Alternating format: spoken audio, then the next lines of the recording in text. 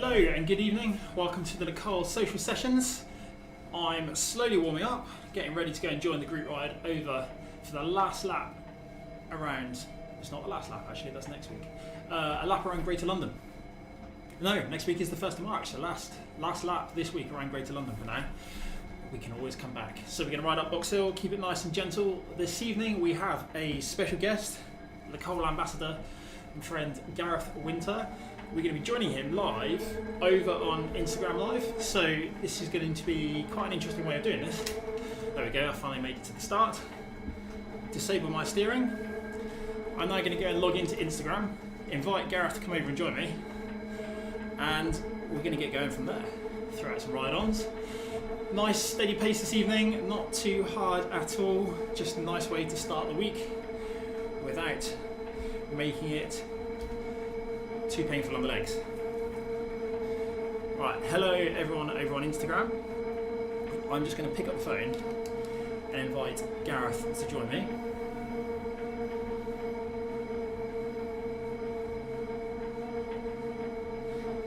Here we go. Right, I'm slowly warming up on the Turbo Trainer, getting ready for the ride this evening. Hopefully you can hear me okay. Hello Gareth. I'm good, thank you. I might have to put some headphones on because it's sounding like it might be quite a challenge to hear you. But you can hear me okay? Yes, I'm holding on. Rookie mistakes. Oh look, we've got loads of people signing in to, has my head popped out the top here? We have a load of people signing into the ride already saying hello, where people are from. Lots of people from the UK, but also from Paris, from Austria. Somebody says it's 17 degrees where they are. It's a bit warmer than it is. I'm going to grab some headphones, but I think that'll make the sound better. That's a good idea. I'm going to message the group in a minute. Once we get past these first few minutes, everything will be nice and smooth.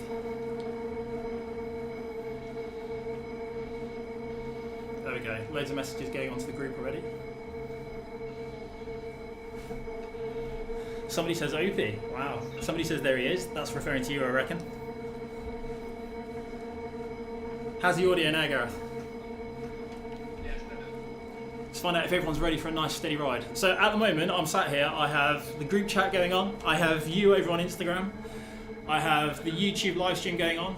Matt Ellis says, let's see if Chris is watching his live stream tonight, because I seem to make a habit of missing that one. There's a lot going on. It is really, really quite special. I need to do a proper tour of it, don't I?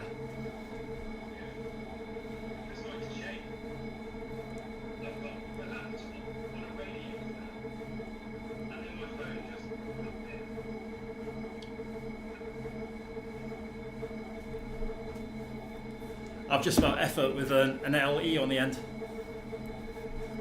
It's really hard to multitask when your brain is the same size as mine. Yeah, I can never.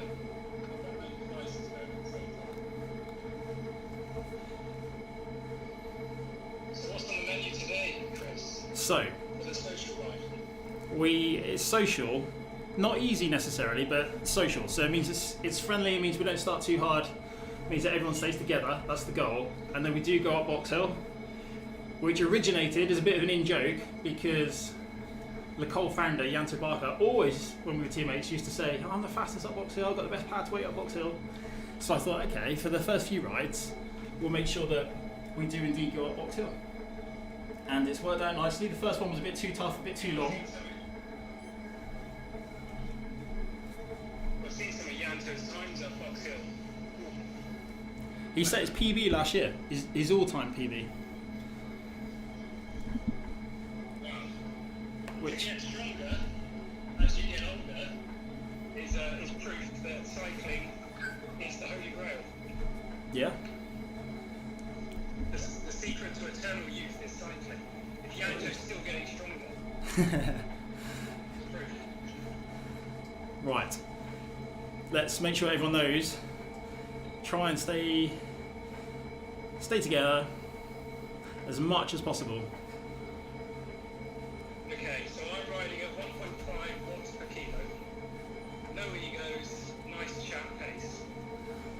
even riding that hard yet. So I make a bit of a weird habit of staying near the back, but not necessarily on purpose. I just roll out. I like to focus on the group chat because that's where most people will see the messaging. And before I know it, I find myself off the back and sort of chasing to get back on, which is like my cycling career all over. Talking about your cycling career, what's it like going from, professional peloton to riding indoors on Zwift? It's a lot more. It's a lot more comfortable indoors. You can control a lot more. If it's too hot, you open a window, turn the fan up. If it's raining, it doesn't make any difference. If this had existed years ago, I think I would have used it a lot more. Like I used it a tiny bit, Zwift, this is obviously, and good turbo trainers. But yeah, turbo trainers, when I used them, they were, for my entire career, I used one that cost 50 quid. And you literally just strapped your bike into it, it would wear through the rear tyre, you'd have rubber spraying off the back of the tyre, up the wall behind you. It would flick all on the back of your wall, wouldn't it? It would look like a mud flat on a mountain bike. Exactly. Yeah. Good days. So when did you take up cycling? Yeah, my journey with cycling started with my grandparents in the 50s. I'm from a family of old school roadies, and my grandparents took up cycling after the war because there was, all the poverty that the war created. Cycling was a way to get away from it. So whether that was racing, where you could go out and challenge yourself and let out some demons, or whether that was just going cycle touring and going on an adventure, in the 50s they had no cars or anything. So my grandparents met at a cycling club in London called the Redmond Cycling Club. Then my father came along and he met my mother at a cycling club as well. And I grew up in a cycling family. But my love for cycling has kind of dipped in and out. It wasn't until 2010 the bug really hit for cycling, Yeah. What were you doing in 2010 in cycling? Contemplating stopping cycling. Really? Yeah, really. It wasn't like a straightforward, easy, progressive career. I had lots of setbacks when I was younger. I actually rode in the Col kit for a team in 2010 with Yanto, alongside Yanto. And it was a real make or break year in a way. Like it didn't go very well. Didn't win. You never win as much as you want to win, do you? That's just that's life, I think. And I had an opportunity to follow a really strict training program from a coach that became my long-term coach, Steve Benton. And if it hadn't been for that and the mentoring that I had from Yanto, I almost certainly probably would have stopped at the time. I think at the end of 2010, if things hadn't started to click, yeah. So I'd moved back to the UK from the Netherlands, and it was just very different to what I was expecting, and I struggled for a while, really. Yeah. But yeah, not too much. 2010 was a turning point for me. I was at Swansea University, and the Tour of Britain came to Swansea, and we had a new British professional team, Team Sky. And I can remember, because I grew up with cycling, some of my memories are of, going to the 1998 Tour de France, prologue in Ireland with my dad. Anyway, I knew that cycling was cool. So I was like, okay, Team Sky are coming to Swansea for the Tour of Britain, and just outside my house was a climb called Constitution Hill, which is just like the Koppenberg, which is a famous cobble climb in the Tour of Flanders. It's 60 metres of elevation, or 600, sorry, and 22% on cobbles. And the Tour of Britain came up the cobbles outside my house, and I remember looking out for Team Sky, this new team, and Russell Downing was the first one up from Team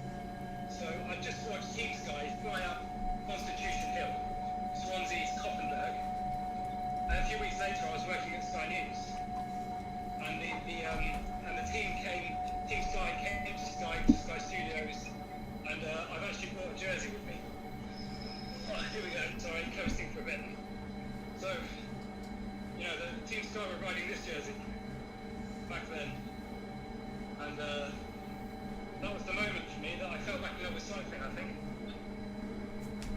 That's pretty special. I don't think there are many people that would have witnessed the race on the side of the climb in that way and ended up working for the company that is plastered all over the side of the kit. And it was great because so I moved from Swansea down to London to work at Sky, and then Team Sky grew and grew and grew, and 2012 came along, and Brad won the Tour de France, the first British rider. We had British cycling and Brad winning gold medals at the Olympics, and I was in Sky News at that time, reporting on all of their achievements, and that led to me getting a job in the cycling sponsorship team within Sky. So I got to work with my heroes at Team Sky and British Cycling, and that just inspired me to ride more and to just fall deeper and deeper in love with cycling.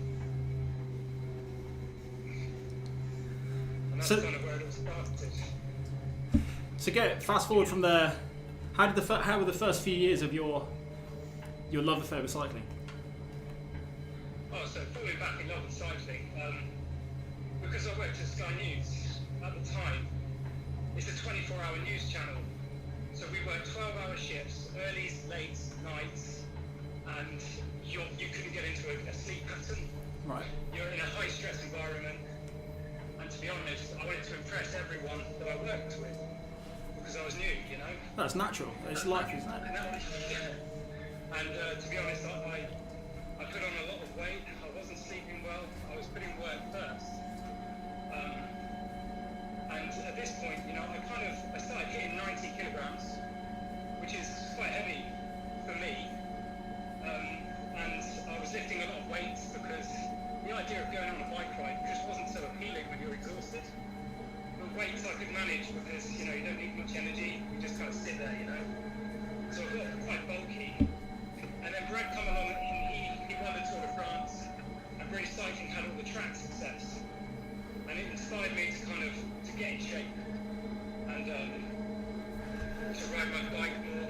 And then, I just became a better, stronger, faster cyclist because I was inspired by the world-class athletes around me,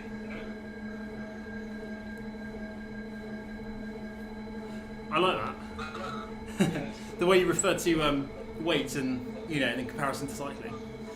Right, everyone on YouTube, I just need to check they can actually hear you. I've set it up in a way that I feel they will be able to hear you.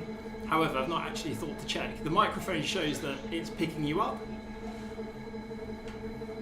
Lantern Rouge Cycling Podcast has sent some big eyes through, so not really sure what that means. Get that guy off our channel. No, it's you talk about weight with cycling.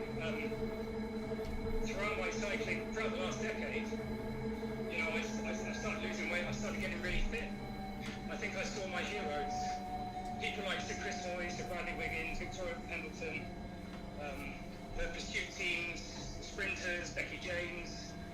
I could see the way that they dedicated themselves to a goal and they worked hard to achieve it was something that I drew a lot of strength from. And I got stronger and leaner and faster. And then, but I got lighter to the point. Actually, early in 2020, I kind of transformed from being around 90 kilos in 2013 to being 58 kilos in January of 2020, and that's a huge transformation. But I think I got too light, Yeah. And I started becoming quite weak. I've seen the pictures. Everyone in cyclists is very obsessed about being light and being skinny, and we don't put enough emphasis on being strong and lean, the wake-up call for me was in January of 2020. My friend Darren Lee asked me to do an FTP test, and my previous FTP test in 2017, I kicked out 360 watts for 20 minutes. I thought that was pretty good at 63 kilos. Yeah. But then in 2020 in January, it was 240 watts. So I lost lost a whole load of power. Yeah. And I'd become so obsessed with being skinny and light that I wasn't taking care of myself and taking care of my training. So I think what 2020 has done, you know, the moment the pandemic struck, the first thing I did when lockdown was announced was run to my local bike shop, Sigma Sports, picked up a turbo trainer and got set up indoors because, you know, we were allowed an hour of exercise. There's no way I was missing out on cycling. But then I began training with power and insight and data, and I was able to take control and start building strength. So the last year has been an opportunity for me to really focus on building a strong, healthy body, not a weak, light body. So it was a bit of a wake-up call, actually, a nice wake-up call, and I've used the pandemic as an opportunity to kind of prioritise building a strong body again and, you know, taking care of myself. Sorry, I'm replying to a message on the group whilst listening to you as well. It's a lot. It's like a washing machine inside of my head right now. And also, we've got some really good messages coming through on here. Oh, great. Any questions? Somebody remembers Wiggins popping by once. Any questions? Not yet. Somebody saying they're from Brazil, Uruguay. The Opie, the broom wagon. Yeah, that sounds about right. Maybe there's someone that's been in the broom wagon with me. There are many bike riders that have. Who is Dr. D? I don't know. Gareth, you're hiding what has to be one of the most extreme haircuts I've ever seen at the moment. I don't know, actually. This is a dodgy one. Do you really want the truth behind this? I think we should remove the cap. Okay, right. So you can see that I've shaved a hat line, but when I wear a hat, what's on top is actually quite scary. I've got to style it out. I've got kind of 90s boy band curtains underneath. That's quite different to what I was expecting it to look like, because I've only seen the pictures where it's pulled back pretty tight to your skull. Yeah, well, this is not down here, I'm afraid. It was very. If you'd had a moustache, it would have been very Oscar Puyol, you know, the Spanish GTM presenter. Okay. It's very. I was going for more like a Leo DiCaprio look that I was hoping for. Yeah. Okay. Yeah. No. What I meant was, it's a very Leo DiCaprio look. It's more boy band than Leo. So yeah, thank you, Caps, for hiding my hair. There we go. That's a gift. It fits perfectly. That. There we go. How have you found the last year? It's been a very weird. Yeah. You Go do a on. lot of mountain biking, which looks amazing. Yeah, I do a lot of mountain biking. The reason for that is the roads are busy. Simply, I don't really like riding my bike near traffic, so I quite enjoy being out on the trails. It's also different. Now, I've ridden a road bike a lot. Somebody here is saying grade 0 clippers all the way. I've ridden a road bike a lot, and it's. I wouldn't describe it as samey because every time you go on a ride, it's different. You can go somewhere else, but it's not a novelty. And I do enjoy mixing up my riding. So yeah, mountain biking it is. I have some amazing places to ride it here, and you can go away from people. You know, it can be nice and quiet, or you can make it mega social, and it's just new and exciting and good fun. And here's my point about mountain biking now. So on the road, have you ever ridden to the top of a climb, ridden down the descent, and thought to yourself, I'm going to do that again just so I can ride the descent? I don't think I have, no. And that's it. You do mountain biking for fun. Road cycling is quite serious.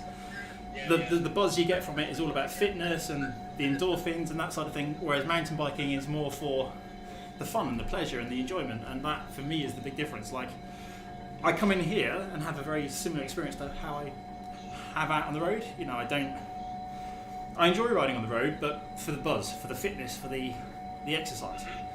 Whereas the mountain biking is quite a different stimulant, I think, in my brain. One of the things I love most about road cycling is doing it with your club mates and your friends. And without, you know, at the moment in the UK, we can't really ride with our club mates and friends in a big group, you know, so some of the magic has been soaked out of road cycling at the moment. It's weird not being able to ride. Sorry, I was replying to a comment then, so I missed half of that.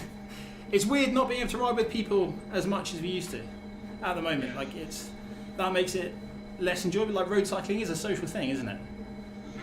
Especially by the time you stop at a cafe or you're in a group, and when that's removed, then I definitely look for other things to do. Yeah. So for me, I found that without my club mates, I'm quite content to train indoors and follow a structured training program and make progress with my fitness, because I know that when the time is right and the world is more relaxed, you know, my legs will be strong for when we do get back out there. Yeah, and that'll feel nice when you get that. Have you been on the road recently at all? You have, actually. I've seen a picture of you riding down some icy roads. Yeah, we've been playing in the ice a little bit, but it's not too pleasant out there at the moment. It's quite nice indoors. Turned into a bit of a wind, you know. It's easy, when you have a good setup indoors, it's easier to spend time inside in the comfort, isn't it? Than Yeah. And it doesn't for me, make sense. It's really helpful with my workload as well. I mean, working at Sky comes with quite a lot of, you know, as you can imagine, a big company like Sky, a lot of commitments and big long days. And if I can train indoors in the morning and get the best out of that time, you know, then I'm just charged for the rest of the day. Whereas, you know, on the road you've got to go out, you need to spend, you know, a good few hours on the road to get the best of it. Yeah. Whereas indoors you can really optimise your time, jump straight in the shower, and then I'm at my desk, also known as my kitchen table, recording, producing, you know. We've all had to adapt and create desks in weird places, haven't we? Yeah. I share my desk with a fruit bowl. I feel like I just live at my kitchen table now, you know? Anyway. My goal was always to work out of a camper van. I thought that would be really cool. But no, I've never made it happen, so it's still just a fantasy. Bad Wi-Fi. Terrible idea. So how are you staying motivated to keep training, to keep riding throughout this whole period? Ooh. Ask another question. No, it's purely for enjoyment, I think, is the focus at the moment, because there are no goals that are defined in front of us. There's no, on such and such a date you're doing this race, it's this long. So no, it's all about just enjoying my riding, staying fit enough so that when there are goals, I'm not a million miles behind where I could have been. Yeah. Try and create little mini challenges for myself. Like last summer, it's not a huge challenge, but to ride 1,000 kilometers in 7 days. Just things to keep me occupied, basically. Yeah. We've just started chasing the group here. I've gotten myself, I don't know where I am, I'm at 10.4 kilometers. And Okay, so we're riding steady pace, so I'm sitting here at 1.5 watts per kilo with no one around me for miles. I assume I'll just get dropped by everyone. someone's asking if they can chase the group behind. Yes, Steve, you can. I'm starting to think this ride isn't very sociable at all. I'm Well, doing the anti-social ride. I've been dropped. I'm off the back. I'm in the gruppetto. it's not quite as together as it has been other days. Keep our groups. I think the distraction is I'm talking more, whereas in other days I've been communicative across the group, which is quite important. Like the skill is to keep the messaging going. Half time, someone says we're halfway. But the second half is the harder half, because Box Hill on Zwift is quite long. Somebody here says they're well up for soft pedalling, Wimbledon cyclist. We're up to some, yes, Wimbledon cyclists. So I've got glass cranks today. Your cranks are made of glass as well as mine. Oh yeah, totally. So the way I've stayed, you know, kind of in focus this year, there's just been that feeling of continuous progression. Because at the start of 2020, I've become so kind of weak and light that my progression to build power happened quite quickly. And so just the feeling of getting stronger and the feeling of getting fitter throughout this year has been the thing that's that's addictive as well, isn't it? Once you see you're making progress, success breeds success. Gareth, my missus was saying she'll be getting those vegan croissants to you as soon as she can. Oh, that sounds great. The Wimbledon cyclist sent me a picture of vegan croissants the other day. They look incredible. Yeah.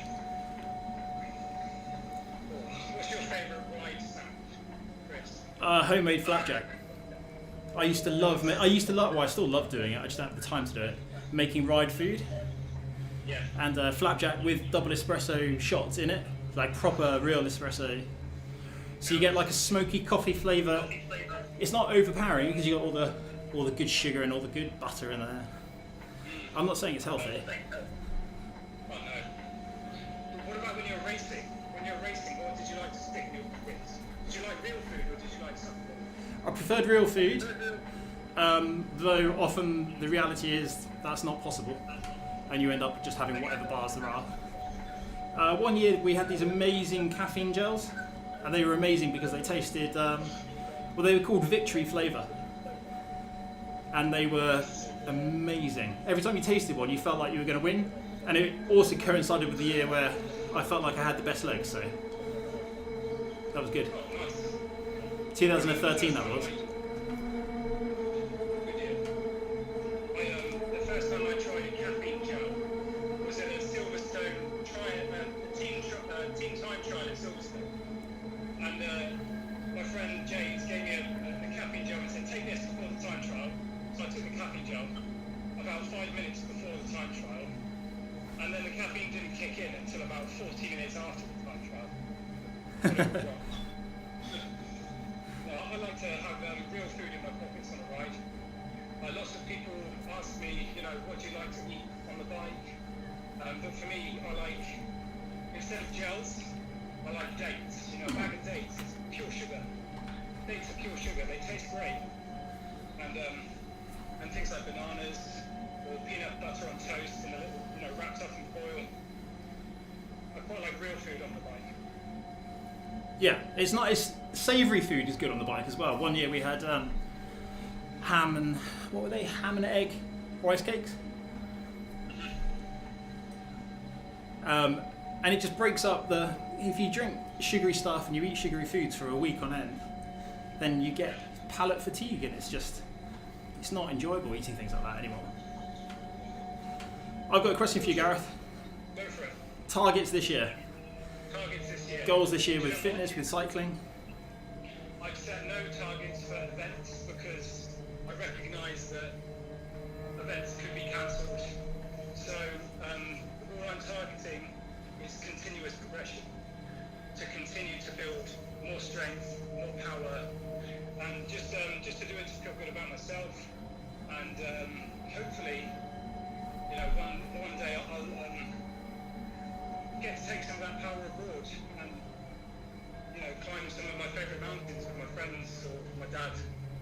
Really, so no real targets, just continuous progression. That's good. Well, that's a target though, isn't it? Right, I'm staying well below 2.5 watts per kilo here. I'm in first gear. That's never good, is it, on the climb? So I'm pretty sure I'm at the back completely. I'm sitting here at my 1.5 watts per kilo, and I have been dropped by everyone. Who's around you? Who do you have in your group? Some pedestrians walking on the patio. And that's about it. It's a lonely ride. This social ride. But there should be more people around you. Let's give out some more ride-ons. That's my favourite thing to do on Zwift. Any more questions? Custard donut is Butterwick's favourite ride snack.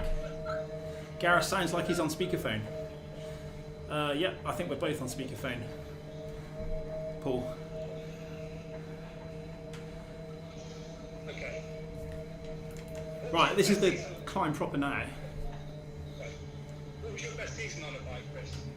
What was your favourite race? Give me the story of your favourite race. That's a good one. It's a bit self-indulgent there. That's fine. So my favourite race. It's not necessarily the biggest race or best result, but It's the one that has the most importance.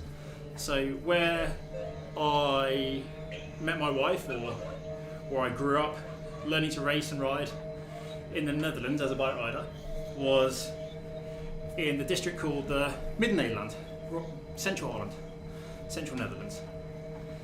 I met her there in 2002. Always loved going back to the place, lived there for a while, eventually moved back to the UK. Anyway, they have a race there called the Ronde van Midden-Nederland, Lap of Middle Holland, Tour of Middle Holland. Nice place on the climb, everyone. So, let me just reply to the group. I'm warming up here, actually. I'm starting to sweat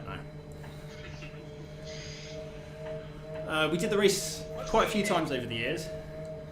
I did it when I rode for the Dutch. Oh, it's also organised by the club that I used to ride for over there, so it has a little more importance again. I'm out of breath. I'm still on the embankment in London. I don't know where you guys are. I'm at kilometre 13.8. Oh, okay. Yeah, I've been dropped. I'm at 10.1. There we go. So, finished second in the race in 2015. Started sprinting with 700 metres to go. Somebody beat me. Unsurprisingly, if you start sprinting from that far out, it's going to happen. It was an overexcitable, complete amateur error. Went back in 2016. We won the team time trial. And then it was just one of those days where every now and again you feel invincible on a bike. And that was one of those days where nothing was going to stop me from winning. And the race is, anyone that knows anything about racing in the Netherlands, it's very aggressive, lots of road furniture, lots of crashes. It is just carnage. But that was exciting, and spent the whole day in the group, keeping safe. The group split up lots because it's relatively windy over there. Every time we came back together, onto the finishing circuit. Again, lots of crashes, managed to avoid it all. Just people bouncing off you basically, and then for the first time I felt like an immovable object, which is quite nice. Then we get into the finish, onto the finish straight, and I thought to myself, just have to wait, just have to wait, just have to wait. So I was waiting, and then it got to 175 metres to go. And I thought, well, if you wait any longer, it's going to be too late. You'll miss the finish, you're going to miss the chance to win. So eventually I started sprinting, crossed the line, looked around, crossed the line first, looked around, could see the race director's car, which meant that there was no breakaway and no one had come past me.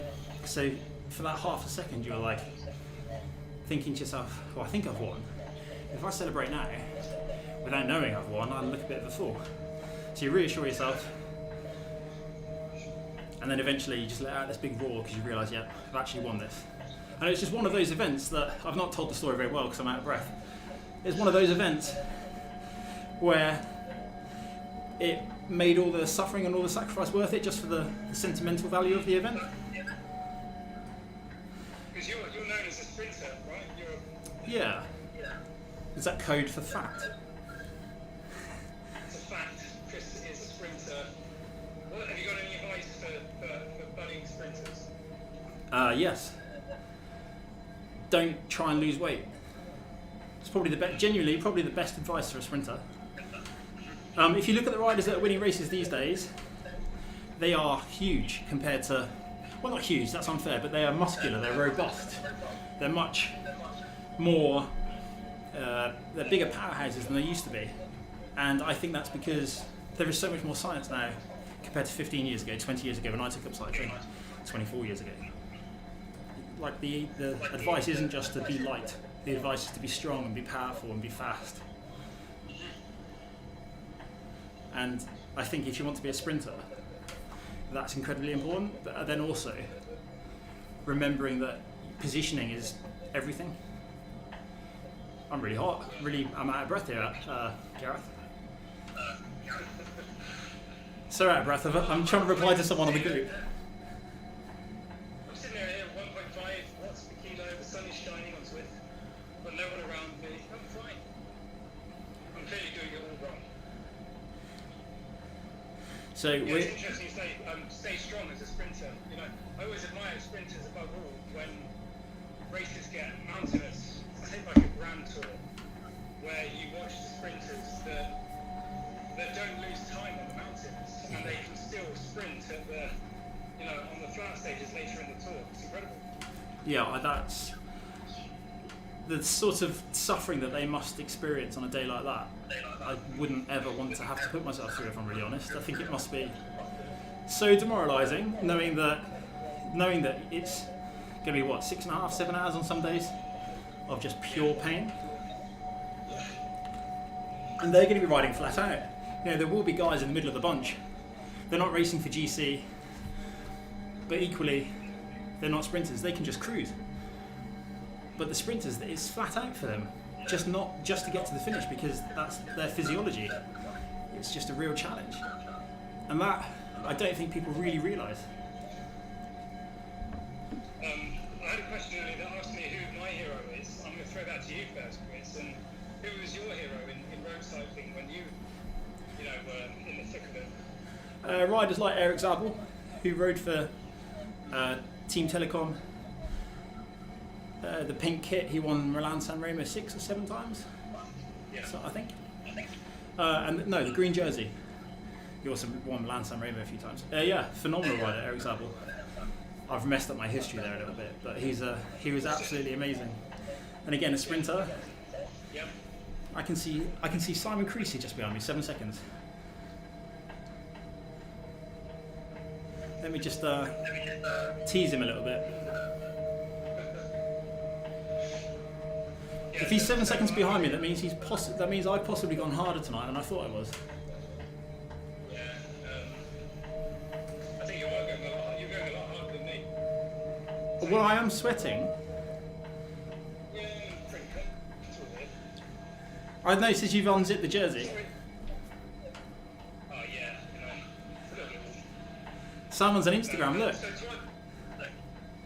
Are you getting the comments coming up on the Instagram as well? Yeah, I've got a few here. One is heroes. So you said Zabel was one of your heroes, possibly because you know you saw a bit of yourself in being a sprinter. My heroes, we touched on them earlier. Like, I'm not afraid to admit that Brad Wiggins is a huge inspiration to me because he reignited my love for cycling and showed, you know, if you lead by example, you can inspire other people to do great things. And like stemming on that, my heroes in the peloton now are Annemarie van Vleuten. You know, to see someone, you know, nearly break their back in the Olympics in Rio, Yeah. to then become world champion, to win Strade Bianchi, and with such style and class. That's such an inspiring story. It just shows that whatever life throws at you, if you stand up, you know, when you get knocked down, just keep standing up again. You know, fall down 9 times, stand up 10. Yeah. It just proves that, you know, that is true strength in character. But with heroes, I draw inspiration and strength from my heroes. You know, because whether it's music, whether it's cycling, whoever your heroes are, everyone has flaws. And so it's easy to idolise a hero and then discover a flaw and then be a bit put off by them. But I try to filter out all the flaws and just focus on what makes that person special and how I can bring that into my life to inspire me to become better. You know? I like that, because you have to sort of take the pinnacle of life and draw inspiration from there, because that's people showing what can be done when you're on top of your game, mentally, physically, on top of your talent and things like that. And I've always looked in the same way. Quotes is my favourite thing. I love reading quotes from people that have achieved things and then how they've summarised it. When you said fall down 9 times, stand up 10, that's one of my all-time favourites, and that's it. You just have to get up one more time when you fall down, don't you? I've got another comment here from my friend Darren, also known as the Enlightened Arsehole. Brilliant. So we're climbing up Box Hill now. Well, I am. I don't know where you guys are. I think you've dropped me. But the story with Darren is we were going to ride the Ride London 100 sportive, So the enlightened arsehole, he's suffering with cancer. And we had this plan that we were going to ride London 100 for cancer research and raise lots of money and give Darren something to focus on with his training. And then the pandemic hit. So we've got to figure out a new way to raise some money for cancer research. What else have we got here? What's some more questions? Who's listening to the playlist? Who on Instagram right now is listening to the playlist? What are we listening to? So the playlist right now, what is on? It is. So I can't play it because obviously everyone's going to be hearing it. I can't actually see what's. Oh, I think I might have some sort of obscure playlist here on my screen. So it's like a trance heavy playlist. Useless. I like my old school rock. Give me some Black Sabbath to ride some Black used to be going. Okay, we'll have to get some recommendations from you. So we've had 3 from everyone at the Col. Most motivational songs, Gareth, go. When the Levee Breaks by Led Zeppelin. Immigrant Song by Led Zeppelin. Iron Man by Black Sabbath. And us 3.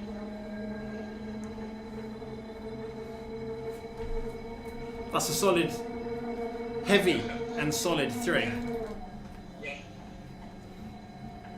We've had loads of chat this evening over on Zwift. I'm the orange. I think I'm orange, yeah, that's me. The last message being, I'm out of breath trying to reply to Gareth on Instagram. I've just been leapfrogged by Simon as well without even realising it.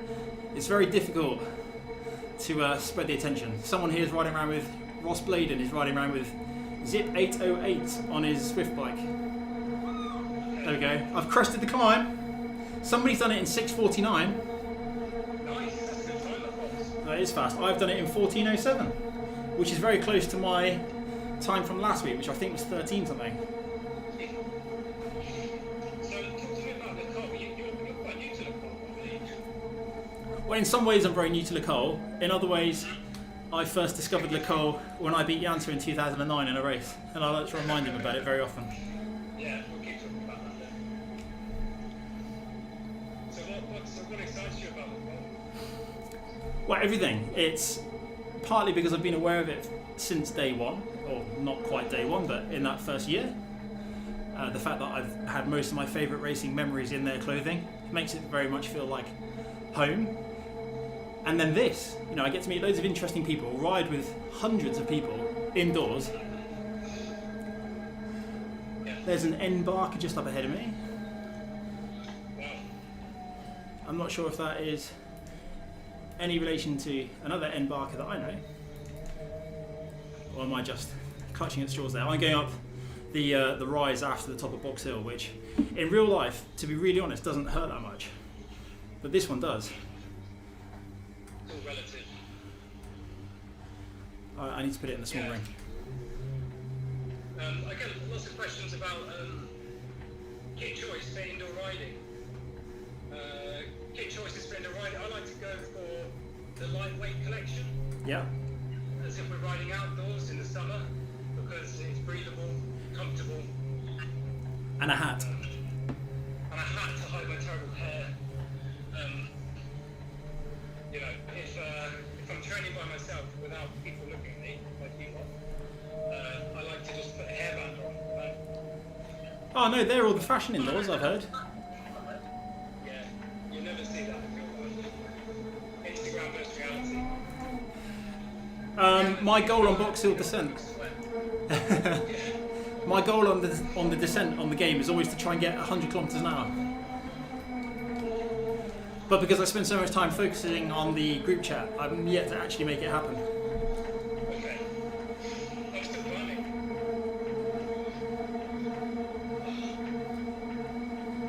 Right, I've bitten off more than I can chew. YouTube, I'm very sorry. Duncan Hamilton says, such a good chat, which is good, unless that's sarcastic.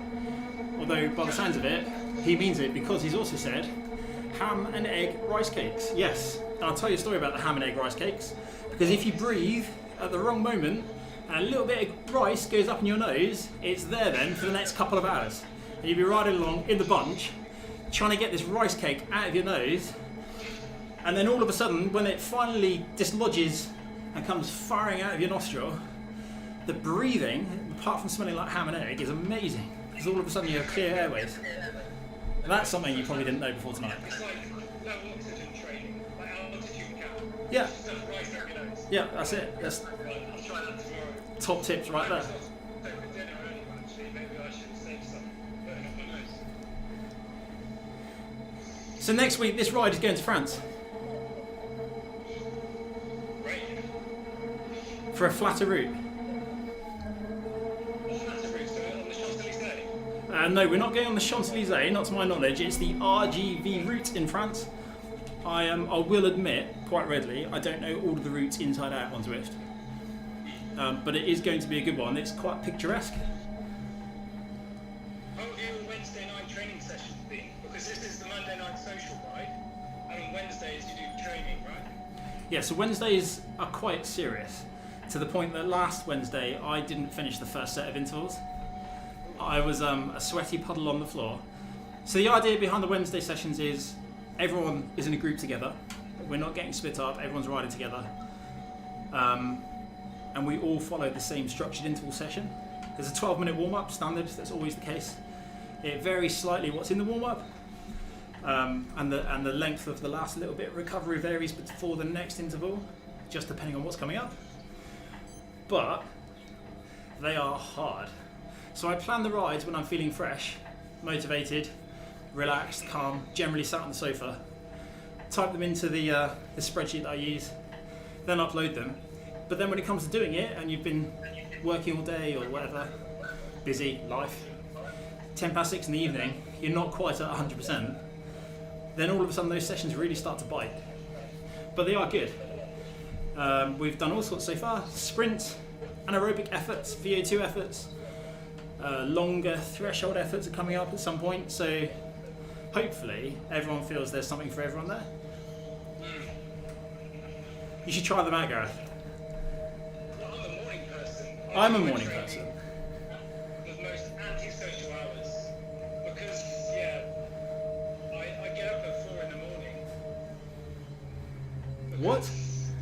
I just have a milk, the milkman's body clock. I'm up at 4, get my training done, and then a full day of work, and then by about 8 o'clock I'm in bed. I'm done. Well, I'm not surprised. Wow. This is a party for me. Well, I'm late. You're keeping me up, I ended up doing one of these at 11 PM the other night. Wow. That really was a late night. Yeah.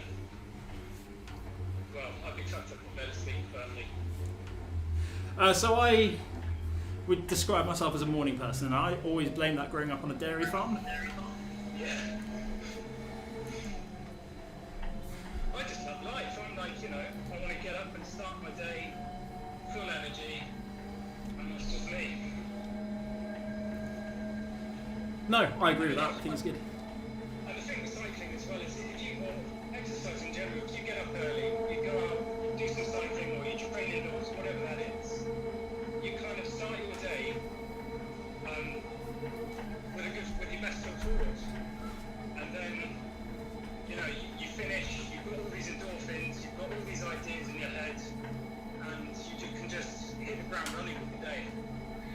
So I've always exercised in the morning. It's a good way, I think, to start the day actively, because it breeds productivity, I feel. When you've had your blood flowing around your body pretty quickly, heart pounding away, I always feel more awake, more alert, more ready. Or that said, I do like an afternoon nap. It's one of my favourite things. I think it comes from when I was a rider, and that was all I had time to do. Hi, Elliot. So I've also neglected the messaging that's popping up on the bottom of the screen a little bit. Yeah. So I think for me, cycling does two things. When you're training hard, all you can think about is the sensation of your effort and how painful that is and how fast you're going, and you tune out with all those problems that are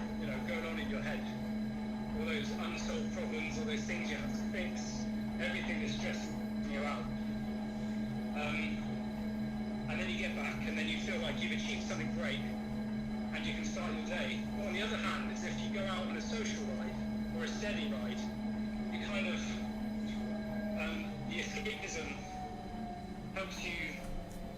You know, your subconscious takes over, and that's when I come up with my best ideas.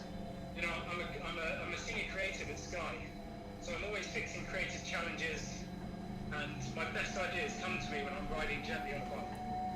Yeah, and I've noticed the same since retiring. So when I was a bike rider, I found that towards the end, it just gave me more stress, and I could never understand when people said, oh, I go out on my bike and clear my head.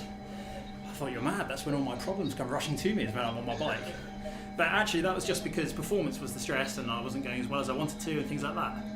Once you separate yourself out from that, I found that when I wasn't training, I no longer listened to music on my bike and I just enjoyed the quiet, the peace. And actually I discovered my love for cycling in a way that I never had before. Wimbledon Cyclist is asking, how far along are we? I've got 200 metres to go. Okay. I think I've got 6.3 kilometres to go. So, yeah, nice one. You've really soft tapped through this one, haven't you, Gareth? Oh, yeah, you said 1.5 watts per kilo, so I set my ergo mode to 1.5 watts per kilo. Oh, perfect. I can't go any faster. You're slower. I like that. I never knew that was actually possible. So, my Zwift setup is a track bike connected to my Wahoo with a track chain and a single gear, which means that I can set my resistance with erg mode on Zwift or my Wahoo app. Which That is pretty is good. cool. Because think about it, like a track chain, how strong a track chain is, and you've only got one sprocket. Yeah. So it just simplifies the whole thing, and you change your resistance with your app. It's great. I did notice that you're taking some pictures with that bike on there, and I thought, how do you do it? But that makes sense now. Yeah. Simon stopped right in front of me. Right, I'm going to turn off the live stream over on YouTube. So huge thanks to everyone that has joined us. Yeah, thanks for your time, everyone. And I'll say goodbye to the live stream. Wednesday at 6:10 GMT, same time. We will be back for a savage workout session. Although actually this week may not be quite as savage as the others. So there's no explosive work this week. There are some surges, but it's all based on threshold training. So on the whole, that's what people are aiming to improve. So come along, that'd be really good. Gareth, thank you very much for joining us. Thank you very much. Will you come along for another one? Oh, absolutely. Absolutely, there we go. That's recorded. That's gone out to people, they've seen that. Yeah, all the time in the world for you, Chris. Well, that's good. I will drop you a message after this, Gareth, but otherwise thank you very much for taking time out of your day to join us. Thank you. And I'll see you again soon. Yeah, thanks for dropping me, everyone. I've still got 6k to go, so I'm just going to tap that out now. Right. I'll be back around. I'll catch you. Catch you later. Like a pursuit. Cheers, Gareth. Bye, everyone. Bye.